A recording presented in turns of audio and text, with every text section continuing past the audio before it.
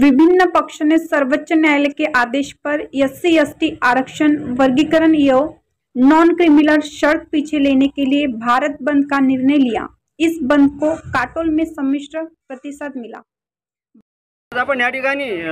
बहुजन वंचित आघाडीतर्फे निवेदन दिलं आहे, या संदर्भात आपण माहिती सांगा। 1 ऑगस्ट 2024ला मान्य सर्वोच्च न्यायालयाने SC/STच्या आरक्षणासंबंधाने एक निर्णय दिला आहे की आरक्षणाचं वर्गीकरण करा आणि त्यांना क्रिमिनलची अट लागू करा।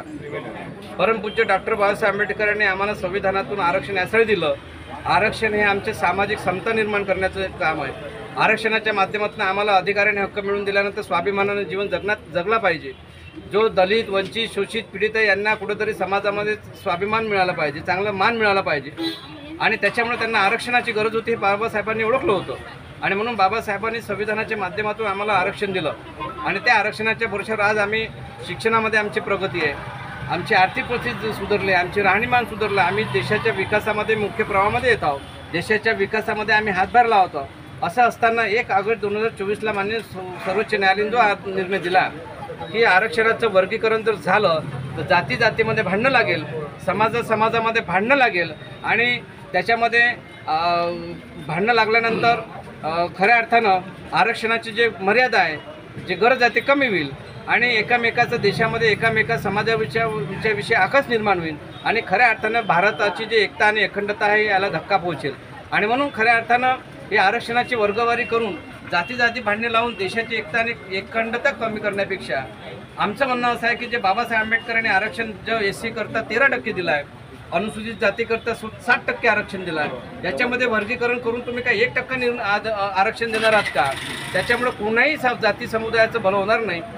आणि फायदा आरक्षण विरोधी विचाराचा होईल। तर आमचं या ठिकाणी आजचं भारत बंदचं जे आव्हान आहे त्यानुसार असा मागणी आमच्या सरकारला की घटनेच्या शेड्यूल 9 प्रमाणे शेड्यूल 9 मध्ये हे आरक्षणाचा कायदा अंतर्भाव करावा आणि जे सुप्रीम कोर्टाने निर्णय दिला आहे त्याच्यामध्ये आपला वकील लावून चांगल्या दर्जेदार वकील लावून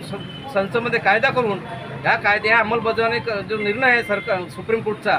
तो अंमलबजावणी करता न करता आम्ही हा कायदा करून त्या आरक्षणाला संरक्षण दिलं पाहिजे अशा प्रकारचा आम्ही सुप्रीम कोर्टच्या सर्वोच्च न्यायालयाच्या निर्णयाच्या विरोधात केंद्र सरकारला आम्ही आजच्या प्रसंगी महामहिम राष्ट्रपती महोदयांना, देशाच्या प्रधानमंत्र्यांना आम्ही या ठिकाणी निवेदन देतो। जर का असं झालं नाही तर देशामध्ये या दलित, आदिवासी आणि आरक्षण समर्थित संघटना रस्त्यावर उतरून मोठं आंदोलन करून देशामध्ये आरक्षण आमच्या हक्काचं आहे, ते आमची भाकर आहे, आमची भाकर जर आमच्यापासून हिसकली तर निश्चित आता येणाऱ्या काळामध्ये समुदायाला पुन्हा गुलामगिरीमध्ये टाकण्याचे दिवस येईल आणि हे दिवस येऊन पुन्हा आंदोलन पुन्हा देशामध्ये आम्हाला गुलामी टाकण्याचे दिवस येऊ देऊ नये आणि म्हणून सर्व धर्म समभाव, सर्वांना समान हक्क आणि अधिकार ही जे सूत्र बाबासाहेबांनी दिले आहे त्यानुसार आम्हाला जो आरक्षण मिळाला आहे ते आरक्षण अबाधित राहावं अशा प्रकारचे केंद्र सरकारला मी आजच्या प्रसंगी या काटोलच्या जनतेने जो आज मोठा आंदोलन केलं आहे यामध्ये विविध संघटना, बहुजन समाज पक्ष आहे, आंबेडकरवादी रिपब्लिकन पक्ष आहे, आदिवासी संघटना आहे, बामसेप आहे, या सर्वांनी मिळून या ठिकाणी जे आंदोलन केलं आणि आंदोलनाच्या माध्यमातून जो इशारा दिला आहे की सरकारने ताबडतोब घटनेच्या शेड्यूल 9 मध्ये हा कायदा अंतर्भूत करून या आरक्षणाला संरक्षण द्यावं अशा प्रकारची विनंती करण्याकरता आम्ही आंदोलन केलं। या आंदोलनामध्ये आपण सर्व आले त्याबद्दल मी आपले आभार मानतो आहे आणि